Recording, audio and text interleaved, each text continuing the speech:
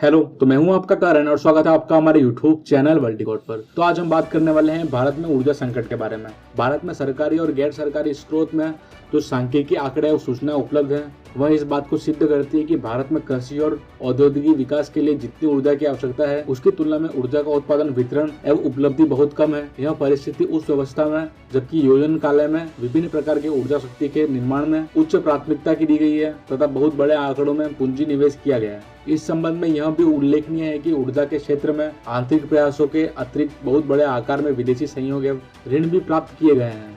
इन प्रयासों से ऊर्जा का उत्पादन और वितरण पर्याप्त रूप से हुआ है, किंतु देश में बढ़ती हुई आबादी के साथ आवश्यकता को देखते हुए ऊर्जा की खपत बहुत ही कम है और दूसरी तरफ से देश में निरंतर ऊर्जा संकट छाता जा रहा है। वित्त वर्ष 2023 में भारत का ऊर्जा आयात 43.6% बढ़ने का अनुमान है, जो कि देश में आयात और व्यय के महत्वपूर्ण रूप से प्रभावित करेगा। कोयला, कोक, कच्चा तेल, LNG एंड LPG सहित विभिन्न संसाधनों को ऊर्जा का आयात भारत के माल आयात के बिल के एक महत्वपूर्ण भाग का निर्माण करता है और इसके लिए 36.6% का प्रतिनिधित्व करता है। यदि वर्तमान में आयात वृद्धि दर बनी रहती है तो ऊर्जा आयात बिल जल्द ही शेष सभी व्यापारिक आयातों को पार कर जाएगा, जहां विभिन्न अनुमान प्रकट करते हैं कि यह दिसंबर 2026 तक $1 ट्रिलियन से अधिक हो जाएगा। यह एक चिंताजनक संभावना है। इसके साथ ही स्वच्छ ऊर्जा के लिए आवश्यक वस्तुओं जैसे photovoltaic cell, lithium ion battery का आयात मूल्य परिदृश्य और गंभीर बनाएगा। हालांकि भारत स्थानीय तेल क्षेत्रों की खोज को बढ़ावा देकर और कोयले के उत्पादन को बढ़ाकर अपने संकटजनक आयात बिल को कटौती कर सकता है। आइए हम ऊर्जा स्रोतों की कीमत में वृद्धि के पीछे कुछ कारण के बारे में बात करते हैं।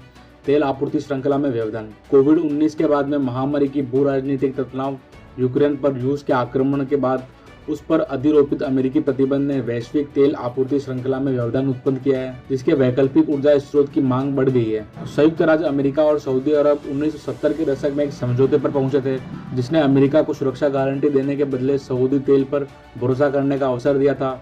लेकिन अमेरिका अब ऊर्जा स्वतंत्रता की ओर आगे बढ़ रहा है और सऊदी तेल पर अपनी निर्भरता कम कर रहा है। विकसित देशों में उच्च मुद्रा स्फीति की बात करें तो स्थिति निश्चित रूप से तेल, कोयले और अन्य ऊर्जा स्रोतों की कम कीमतों के वृद्धि पर कारण बन सकती है। यह भारत सहित पूरी दुनिया में तेल की कीमतों में वृद्धि प्रेरित कर सकता है और इसकी क्रय शक्ति को प्रभावित कर सकता है।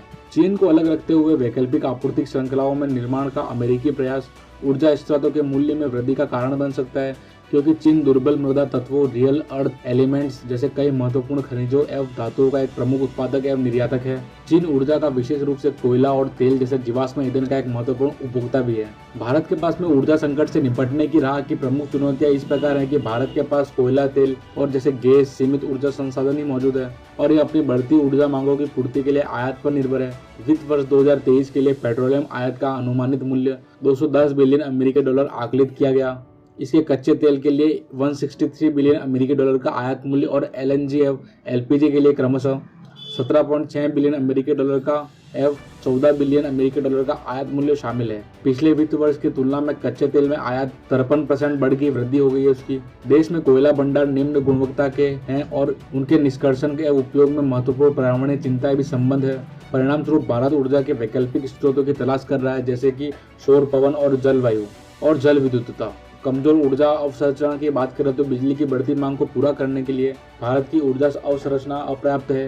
यह बार बार बिजली जाने और लंबे समय तक बिजली नहीं रहने के लिए ब्लैकआउट की समस्या से ग्रस्त है। सोलर फॉर्म की संख्या में तेजी से वृद्धि ने भारत को दिन के समय के आपूर्ति अंतराल को कम करने में मदद की है, लेकिन कोयला संचालित बिजली एवं जल विद्युत क्षमता की कमी से लाखों लोगों के लिए रात के समय वृहद रूप से बिजली की कटौती का जोखिम उत्पन्न होता है। अप्रैल 2023 में गैर सौर घंटों नॉन सोलर हॉर्स ने भारत की बिजली उपलब्धता पीक डिमांड की तुलना में 1.7% कम रहने का अनुमान है। कमजोर ऊर्जा अवसंरचना देश में ग्रामीण क्षेत्रों के विकास को भी प्रभावित कर रही है, जहां बहुत से लोगों के पास में बिजली की सुविधा नहीं है। भारत में ऊर्जा क्षेत्रों को अपने बुनियादी ढांचे में सुधार और अपनी ऊर्जा क्षमता का विस्तार करने के लिए वृहद निवेश की आवश्यकता है, लेकिन सरकार को निजी क्षेत्र ऊर्जा के क्षेत्र में पर्याप्त निवेश कर नहीं रहे हैं। भारत की निम्न प्रति व्यक्ति का आय और उच्च गरीबी दर भी लोगों के लिए स्वच्छ ऊर्जा स्रोतों का वहन कर सकना कठिन बनाती है। राजनीतिक और नियामक बाधाओं की बात करें तो भारत का ऊर्जा क्षेत्र अत्यधिक विनियमित या अनियंत्रित है, जो ऊर्जा क्षेत्र में सुधार की राह के उल्लेखनीय राजनीतिक बाधाओं का मौजूद है। भारत नवनीकरणीय ऊर्जा नीतियों को अपनाने में सुस्त रहा है और विभिन्न सरकारी एजेंसियों एवं मंत्रालयों के बीच समन्वय की कमी है। जलवायु परिवर्तन की बात करें तो भारत विश्व में सबसे बड़ा ग्रीन हाउस गैस उत्सर्जकों में से एक है। इसका ऊर्जा क्षेत्र इन उत्सर्जकों का बहुत प्रमुख योगदान करता है। जलवायु परिवर्तन देश की ऊर्जा अवसंरचना को प्रभावित कर रहा है, क्योंकि और सूखे जैसी चरम मौसमी घटनाओं का आवृत्ति तवरा बढ़ता जा रहा है। भारत को स्थानीय उत्पादन को बढ़ाने के लिए अपने विकल्पों का मूल्यांकन करना चाहिए, जिसमें द्वितीय श्रेणी अवसादी बेसिन क्षेत्र में विकसित करना शामिल है, जहां हाइड्रोकार्बन भंडार मौजूद है, लेकिन उनका अभी तक वाणिज्यिक उत्पादक शुरू नहीं हुआ है। सरकार को इन क्षेत्रों में निवेश आकर्षित के लिए प्रोत्साहन का प्रदान करना जरूरी है। भारत में 26 अवसादी बेसिन है, जिन्हें 4 श्रेणियों में विभाजित किया गया है। श्रेणी 7 बेसिन स्थापित वाणिज्यिक उत्पादक, श्रेणी 2 3 बेसिन हाइड्रोकार्बन का ज्ञात संचय, लेकिन अभी तक कोई व्यावसायिक उत्पादन शुरू नहीं हुआ है। श्रेणी 3 में 6 बेसिन अनुमानित हाइड्रोकार्बन भंडार, जहां तेल का होने का आकलन है।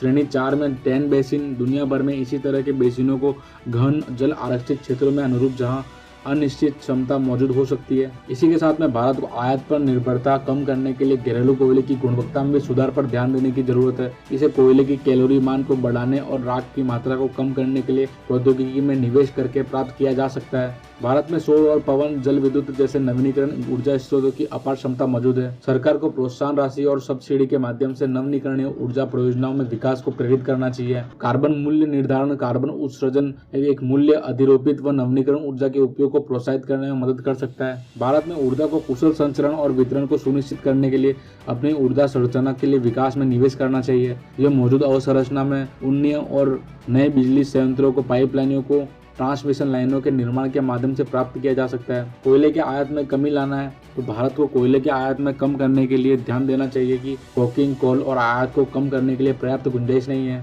क्योंकि भारत के पास उच्च गुणवत्ता में युक्त भंडार नहीं है, लेकिन थर्मल कोयले की आयात को प्रतिबंधित किया जा सकता है। कोयले के आयात में मुख्य रूप से नए बिजली संयंत्रों की मांग के कारण वृद्धि हुई है, जो केवल उच्च श्रेणी के आयातित कोयले का उपयोग करते हैं। भारतीय कोयले की निम्न गुणवत्ता 30 से 40% की उच्च राख सामग्री कोल इंडिया लिमिटेड की उत्पादन बढ़ाने की कोयले की कैलोरी मान को बढ़ाने के लिए प्रौद्योगिकी का उपयोग कर सकने की अक्षमता तथा देश के लिए भीतर परिवहन बाधाओं के कारण आयात की आवश्यकता उत्पन्न हुई है। वीडियो को अंत तक देखने के लिए धन्यवाद। आज के लिए बस इतना ही। वीडियो पसंद आया तो वीडियो को लाइक करें व हमारे YouTube चैनल वर्ल्ड डिकोड को सब्सक्राइब करें। Thank you so much.